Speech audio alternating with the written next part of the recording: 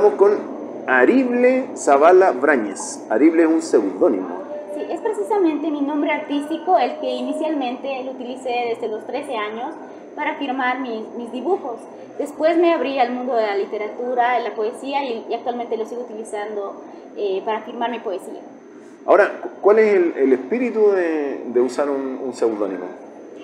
Bueno, en lo personal es algo muy simbólico, en el sentido en el que trato de dividir mucho mis actividades, como Elvira, que es la persona que actualmente estudia arquitectura, que se dedica a distintas otras actividades, y mi ser artístico, mi ser poeta, siento que si lo divido de esa forma puedo organizarme mejor también. Entonces, muchas veces en la universidad me conocen como Elvira, los docentes, por mi apellido tal vez, pero en el mundo poético o cuando gestiono eventos, todos me conocen como Arible. Pienso que es una forma organizada de dividirme a mí para tal vez no enredarme o no complicarme. ¿Te sentiste muy dividida en algún momento? En algún momento sí, porque inicialmente estudiaba ingeniería antes de arquitectura y sí me sentía bastante dividida porque la carrera... Bueno, ingeniería tanto como arquitectura son bastante demandantes, pero ingeniería es como que mucho más científica, es mucho más exacta y no te permite mucho ser creativo en ese sentido. En cambio, arquitectura sí, me ha dado las alas de poder ser creativa y al mismo tiempo no dejar de lado la poesía, dado que actualmente comienzo todos mis proyectos con poesía. Entonces parto de las letras para poder llegar a diseñar un proyecto. ¿Cómo has hecho eso? Porque esa idea me parece muy interesante. ¿Eso lo fuiste descubriendo en el camino, que podías juntar algunos conceptos de la arquitectura con la poesía? ¿Me puedes contar más de eso? Eso lo he aplicado precisamente este primer año de la carrera y creo que también tiene mucho que ver con los docentes, ¿no? que te dan esa libertad de poder tú ser creativo, pero hay otros docentes también que son un poco más rígidos, ¿no? Entonces partes para tu diseño arquitectónico desde reglas tal vez normativas, pero he tenido la oportunidad de cruzarme con docentes que me han permitido ser un poco más libre y de repente yo partir desde mi yo creativo y parto con mis hipótesis de proyectos desde poesía, desde las letras. De repente, por un ejemplo, ¿no? En mi primer año he diseñado una cabaña para rescatistas de un guardabosques, en este caso, rescatistas de animales. Y para mí, inicialmente he partido de investigar, ¿no? Cómo esas personas, qué hacen, cuáles son sus actividades, cómo se forman para poder dedicarse a esta labor. Entonces, al poder llenarme de información es que yo he llegado a tener conceptos, digamos, bien específicos, ¿no? De esas personas, de cómo es el lugar, igual el lugar de intervención es muy importante. Entonces, al tener toda esa información era como que era demasiada información y quería de alguna forma resumirla en algo. Y qué mejor que la poesía, que era precisamente es algo que yo disfruto mucho. A eso le llamo poesía, aquellos ojos que miran constantemente al cielo buscando darle forma a las nubes, aquellos silencios que terminan en palabras rotas, mudas o vacías, aquellos días plagados de noches más que de días, aquellos soñadores que más sueñan cada día, pero no duermen, no buscan cerrar los ojos a la realidad, aquellas mentes solitarias, amigas de todos y a la vez de nadie, aquellas fotografías pegadas en la pared de aquellos lugares que quizá jamás visitaré, solo en sueños. A eso yo le llamo poesía. Entonces, con ese primer proyecto comencé a describir, no describirlo de forma tan obvia, lo que sería el labor de un guardabosques como tal, pero sí traté de meterme en el papel de guardabosques. ¿Qué sentiría? ¿Qué siente por los animales, por la naturaleza, esa conexión? Y el poema salió muy, muy bien. De hecho, es uno de los poemas que más me enorgullece y creo que ese ha sido el punto de partida de cómo vincular la arquitectura con la poesía en este caso. Fantástico, pero es necesario preguntar cómo quedó el diseño de la cabaña. El diseño, de hecho, ese primer año el diseño era completamente a mano, todo lo hacíamos a mano, de hecho hasta los bocetos los hacíamos con acuarelas.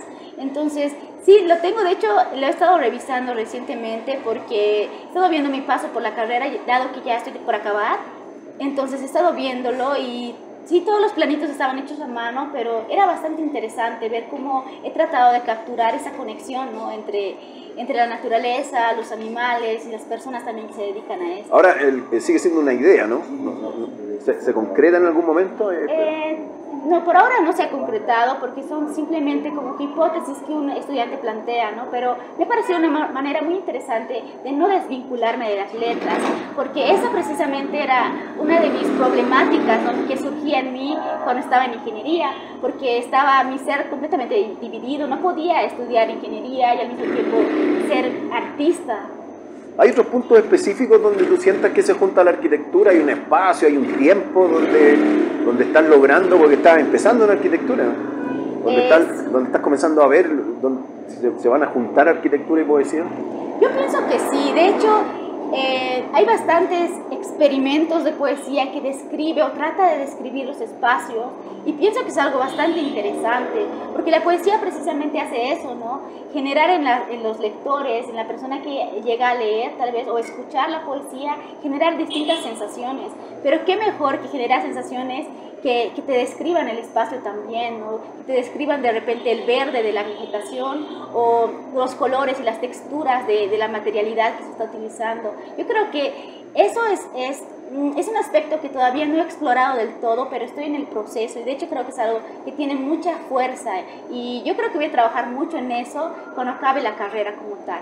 8 AM. Hoy me he decidido al olvido, no voy a beberte en el café de la mañana, ni voy a esconder tu cruda ausencia entre mis aperitivos insípidos. Hoy he decidido curarme de ti, no visitaré al doctor, me automedico el olvido cada 8 horas, acompañado de un trago de vino. Llegando al final de mi ritual doliente, como cada tarde me sentaré en el jardín a esperar que suceda, que te ausentes mientras relamo tus ya desgastados recuerdos, un día más atrapada en el círculo vicioso de mis desvaríos. ¿Hay buena poesía y mala poesía? ¿La poesía está o hay que crear la poesía? Yo pienso que no hay mala poesía, definitivamente. Así a modo de comentario, justamente yo me he iniciado con ese tema de gestión cultural con un evento poético que se llama Seducción Poética, que lo hice, la primera versión lo hice el año 2019. Y justamente la última versión de este año lo hice hace 2 semanas exactamente.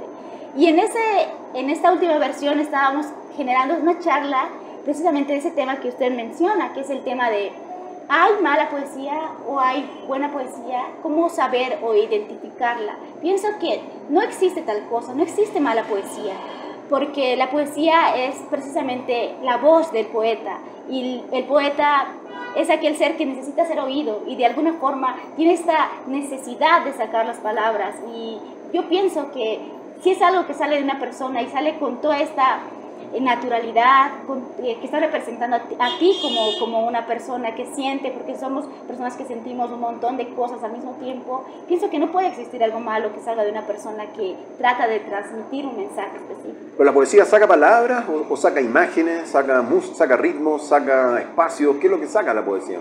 La poesía es tan versátil que puede hacer todo al mismo tiempo.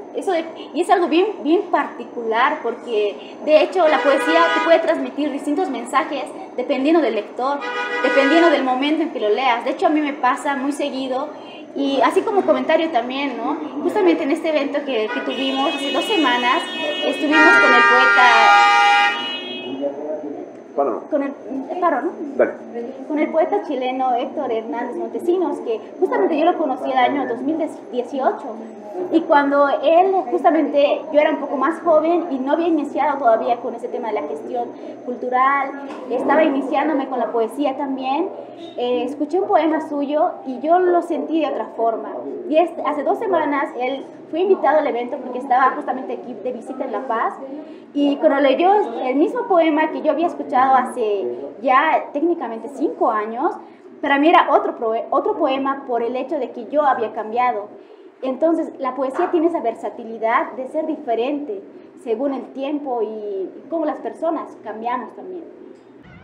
En mis sueños soy el puente entre el deseo y lo que existe entre tus piernas, situada en la lista de mis indignos amantes. No rechazo a tu hijo puritano, ni anhelo tomar su mano. En mis cartas soy el faro, mas nunca el destino. Cada página leída le roba un poco de sentido a mi historia. Aún así, decido cantar, aunque no palpite lo de adentro. Arible, te has transformado en una gestora cultural. A mí me parece sumamente interesante. ¿Qué significa ser una gestora cultural? Bueno, para mí la gestión cultural ha sido algo, creo que ha nacido desde una necesidad. Inicialmente, cuando he comenzado a hacer poesía, necesitaba espacios para poder mostrar mi poesía. Y precisamente porque las personas no tenemos mucho el hábito de la lectura, y yo pienso que las personas difícilmente leen. Y ya de repente pueden leer, qué sé yo, a grandes escritores o reconocidos escritores de novelas, pero difícilmente van a leer poesía, y poesía peor de repente de un autor emergente. Entonces es complicado difundir y mostrar lo que uno hace. En ese sentido yo dije, ¿qué podemos hacer? Hay que hacer algo. No se puede quedar lo que está uno trabajando, porque no solo soy yo, sino hay un montón de personas que están trabajando, haciendo arte, pero que no tienen los espacios para poder mostrarlo. En ese sentido dije, hay que hacer algo. Y se dieron, igual creo que ha sido gracias a distintos espacios que he podido llegar a conocer.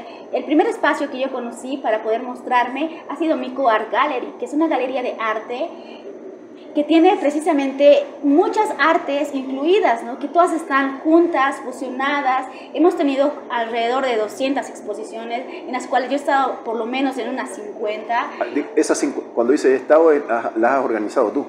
He estado presente dentro del colectivo como tal, ya que hemos recibido artistas de repente del extranjero, o artistas que quieren mostrarse y no tienen la oportunidad de tener un espacio. De repente las galerías te cobran para poder mostrarte, y este espacio es abierto a cualquier persona que tenga algo para mostrar, escultura, de repente, qué sé yo, arte visual. Cuando yo llegué al espacio como tal, justamente llegué para un evento de la noche de museos.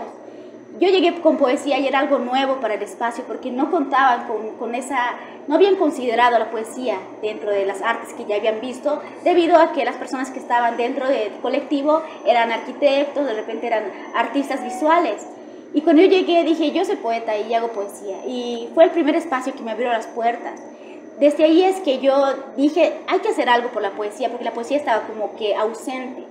Entonces mi primer evento fue precisamente después de un tiempo de ya formar parte del colectivo, fue el año 2019 y se llama Seducción Poética. De hecho, como le comentaba, hace 2 semanas hicimos la versión 2.3, que es la versión del año 2023, y es la 4ª versión de este evento de poesía, en el cual en el camino he ido reuniendo a muchos poetas y muy reconocidos aquí de La Paz, que se han unido, digamos, a esta movida, y que en la cual me siento bastante orgullosa, ¿no?, de contar con su apoyo. Sin embargo, me dijiste que había hacías hincapié usaste la palabra emergente. ¿Qué significa el poeta emergente? Bueno, el artista y el poeta emergente son precisamente esos poetas o artistas jóvenes que no tienen forma de mostrar su arte porque están recién naciendo, recién están tratando de moverse en este mundo que es bastante complejo, ¿no? Al final yo descubrí que de poetas hay muchos, también hay espacios que muestran la poesía, pero como que estaban escondidos, pero hay que hacer algo, ¿no?, para unirlos a todos, conglomerarlos y generar un vínculo entre todos para que si hay un evento todos nos movamos, se comparte información, de repente se mueva entre nosotros y no sea algo tan escondido o tan acallado de cierta forma, ya no sea tan ausente la poesía más que nada. Los grupos humanos no son fáciles de unir.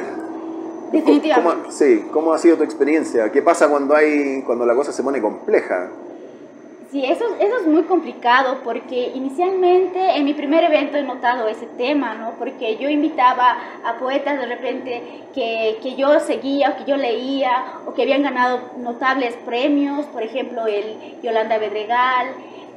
Entonces yo decía, ¿será que vienen porque son poetas ya de renombre? Y los invitaba o los buscaba en sus redes sociales, de algunos ya tenían sus contactos. Y era complicado, ahí me di cuenta que sí es complicada la gestión cultural, porque les escribía y me decían, sí, esa fecha no voy a poder. Y le escribía a otro y me decía, esa fecha estoy bien, pero no en ese horario. Entonces ahí me complicaba toda, pero al fin llegaba a una fecha, en un horario y también el espacio que estaba disponible y ya todo se armaba. Bueno, conocer las dificultades del emprendimiento te permite mejorar. ¿Sientes que has ido mejorando a través de las dificultades que has ido encontrando? ¿Eres mejor gestora cultural hoy día que cuando partiste? Sí, definitivamente, porque actualmente, y yo creo que igual es muy importante tener aliados como que estratégicos en ese sentido, tener contactos con espacios que te puedan abrir las puertas para poder realizar el evento en ese lugar. Por ejemplo, como le mencionaba, el pasaje Kulgis, que es el que alberga la galería Mico Art Gallery, ha sido el espacio en donde he hecho varios eventos de poesía. Igual el café que está justamente en el pasaje, que es el Ninahuasi, ahí pudimos hacer igual varios eventos. Y no solo eventos que sean solo poesía, hemos tratado de vincular varias artes al mismo tiempo, ¿no? Hacer, digamos, una exposición de arte y poesía también. Dame un segundo, pues estamos en una plaza que se llama la Plaza Murillo. Sí. ¿Sí? Como eres estudiante de arquitectura, me gustaría, ¿cuáles son tus primeras ideas? Porque uno ve un edificio antiguo, que es una iglesia, y atrás un edificio moderno. Sí, bueno, dentro de la arquitectura vemos este edificio como, de repente es una evolución de la arquitectura que se tiene, ¿no? Ese espacio en lo particular es un espacio en el cual se está fusionando lo que es la arquitectura patrimonial con la arquitectura moderna, se podría decir en algún sentido. Pero dentro de nosotros, algunos que somos más partidarios de la conservación del patrimonio, no lo vemos como algo tal vez con la mejor decisión, ya que se está de cierta forma alterando la esencia de esta plaza, de este espacio, con arquitectura bastante contradictoria, ¿no? Que si lo ves es como que una forma de alterar lo que estamos acostumbrados a ver, ¿no? El patrimonio que se tiene construido acá es bastante representativo de la historia. Es una iglesia, una parroquia. Esa es una iglesia, pero más que nada me refiero al Palacio de Gobierno, ¿no? Y precisamente la Casa del Pueblo que está en la parte de atrás. Es un edificio moderno. Es un edificio moderno, igual el tipo de arquitectura que se está mostrando. Es una arquitectura, se podría decir moderna, pero que también implica muchas otras características. Por ejemplo, el hecho del uso de la energía, que hemos visto que es bastante negativo en ese sentido, porque no tiene muchas ventanas como los pueden ver, es mucho más hormigón, es completamente, de cierta forma, es una respuesta muy contradictoria y muy fuerte con relación, corrompe mucho, ¿no? Rompe mucho con lo que se tiene. ¿En qué consiste cuando hace un espectáculo cultural? ¿Así se llama? Sí. En términos concretos, ¿cómo es? Bueno, la dinámica que por lo general manejamos, y es algo que yo he aprendido formando parte de talleres, de repente asistiendo a eventos de tertulias poéticas, es que debe ser bastante, bueno, en lo personal estoy tratando de que sea bastante amigable, que sea algo como una conversación, que no tenga un orden, que sea dinámico, que sea libre. De hecho, algunas veces me ha pasado en un evento que van personas que realmente les gusta escribir, pero no son poetas y no se consideran poetas, pero dicen, vine porque me gusta la poesía y quisiera compartir lo que yo escribo. No está en la lista, digamos, de poetas, pero yo digo, ya está bien, micrófono abierto a partir de ahora. Eso te iba a decir, hay un micrófono. De hecho, sí, hay un micrófono abierto, pueden leer si gustan. Obviamente se les da, digamos, también prioridad a los poetas que se invitan, y después ya la segunda ronda puede ser como que más libre, más de repente más descontraída, no hay como que reglas. ¿Y hay un espacio para que la gente cuente qué sintió al escuchar la poesía? A veces sí hacemos algo así como una actividad después, debido a que si es una tertulia, si es un espacio igual pequeñito en el que podamos hablar, eso también depende de cuántas personas asistan. Por ejemplo, he tenido un evento en el que han asistido un montón de personas. Esa vez sí que eran como, no sé, unas 79 personas, era grande la asistencia en ese sentido. Y creo que ahí, si bien era complicado, porque si eran muchas personas, ya no entrábamos en el café. De hecho, lo hicimos en el pasaje Kulgis, era en el Café Nina, y ya no entrábamos todos, nos salimos afuera, y realmente fue una fiesta de las letras. Estaban poetas de renombre que no estaban invitados para leer, pero se animaron, leyeron. Era igual en honor a un poeta, perdón, no era un poeta, sino un escritor que había fallecido. Entonces vinieron sus amigos, su familia también estaba. Entonces ese evento, en lo personal, fue uno de los eventos más bonitos que tuve, en los cuales no solo se leyó poesía o se leyó tal vez algo de literatura narrativa, sino que también estuvo esta conversación, ¿no? Se compartieron como que experiencias de cómo habían conocido o qué habían vivido con este escritor, que justamente era Adolfo Cárdenas, ¿no? Entonces todos contaban y era como que muy libre porque todos estaban comentando. Por lo general se suele hacer algo así como después del evento decir qué te ha generado la poesía, pero por lo general no lo hacemos, pero se ha hecho en unas 2 ocasiones la hemos hecho. ¿Has hecho solo con poesía o has intercalado otras, qué sé yo, pintura, música? De hecho sí, lo he hecho y creo que es algo muy lindo porque se puede al mismo tiempo, si bien la poesía de cierta forma te estimula un sentido o algunos sentidos al oírla o ya sea leyendo, otros sentidos que están como que libres, ¿no? Entonces puedes ocuparlos todos. ¿Cuáles son esos sentidos que quedan libres? Por ejemplo, el sentido de la vista. Me ha pasado que hemos organizado un evento que era una instalación en la galería, precisamente teníamos obras de pintura, pero al mismo tiempo se hacía poesía, ¿no? Y también he hecho en una ocasión poesía y al mismo tiempo teníamos la instalación de cuadros, de repente escultura y performance al mismo tiempo. O sea, la artista que estaba haciendo el performance estaba... ¿Qué tipo de performance? Era una artista que hacía como que... Era como una especie de break dance, pero era bastante particular su forma. ¿Eso fue en el Vizcarra Errante?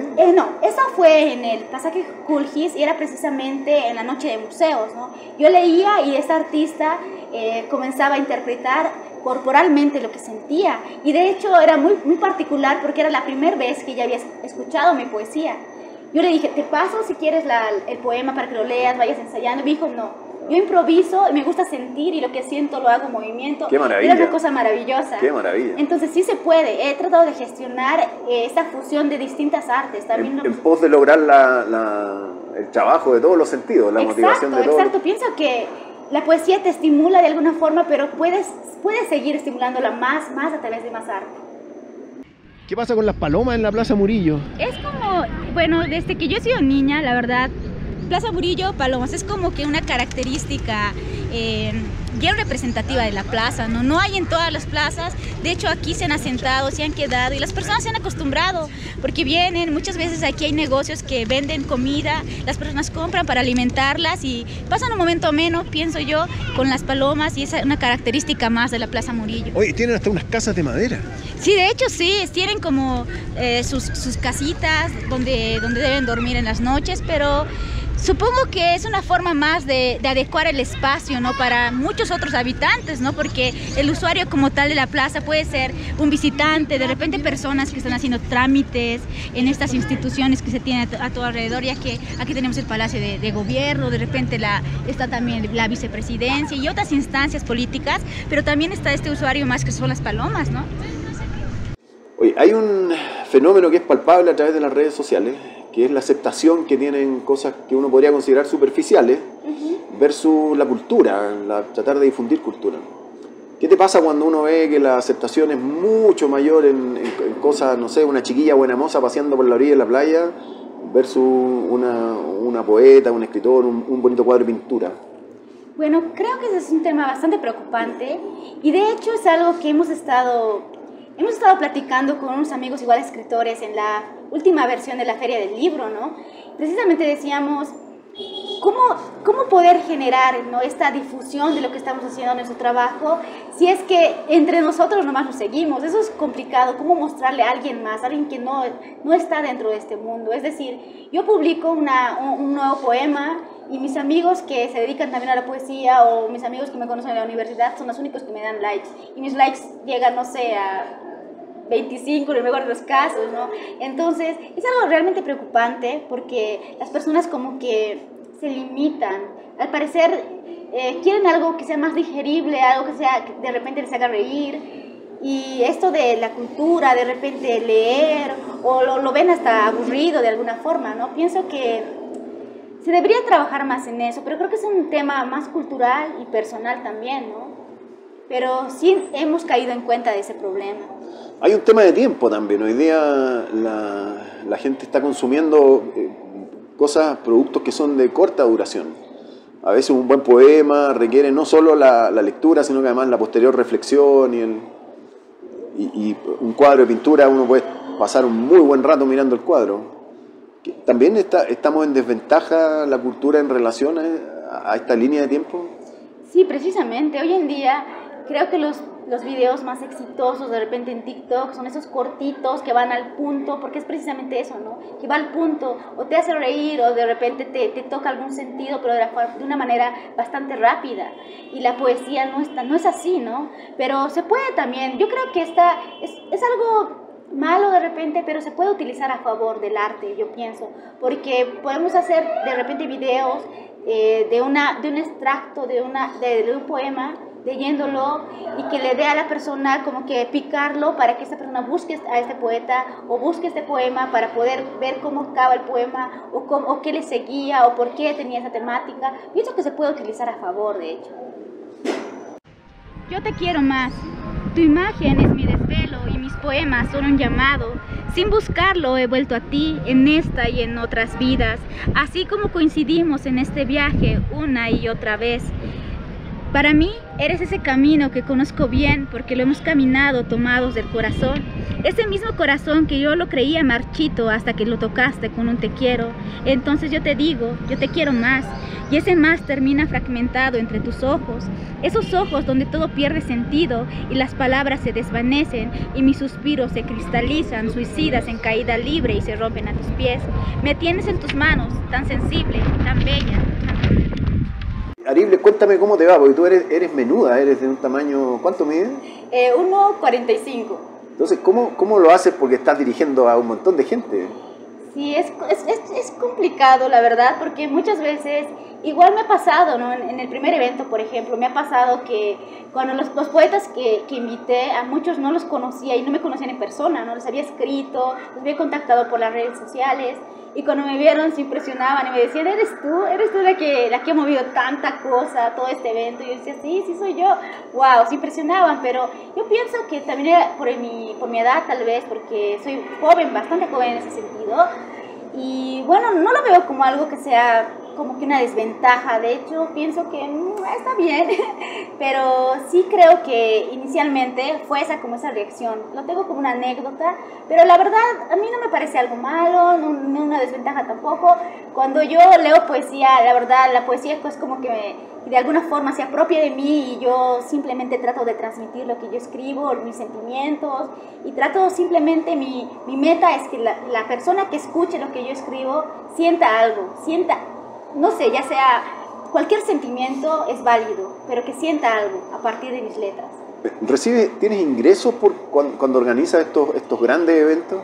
No, de hecho todos los eventos que he organizado, absolutamente todos han sido gratis, la entrada libre, el micrófono libre si es que se quiere, y eso también es complicado porque muchas veces algunos artistas como que quieren que se les pague o se les retribuya de alguna forma por su participación y demás, pero he tratado de que todos mis eventos sean gratis para que se pueda acceder a la cultura también. Y también porque es complicado el tema del manejo de dinero, puede ser complejo, entonces prefiero no mucho meterme en ese mundo, pero sí gestionar a partir de lo que yo quiero, ¿no? De transmitir, nada más. ¿Cómo partiste con el tema de ser poeta? Eso es bastante interesante, ¿no? Porque yo inicialmente dibujaba, entonces pienso que transmitía bastantes cosas a partir de mis dibujos, pero yo creo que partí exactamente cuando mi hermana me regaló un librito pequeñito. Era un librito de bolsillo de poesía. De hecho, muchos de esos poemas creo que no eran ni siquiera de poetas conocidos, eran como que autores anónimos y demás. Un librito súper chiquitito. Lo he leído de tapa a tapa y realmente me ha gustado mucho.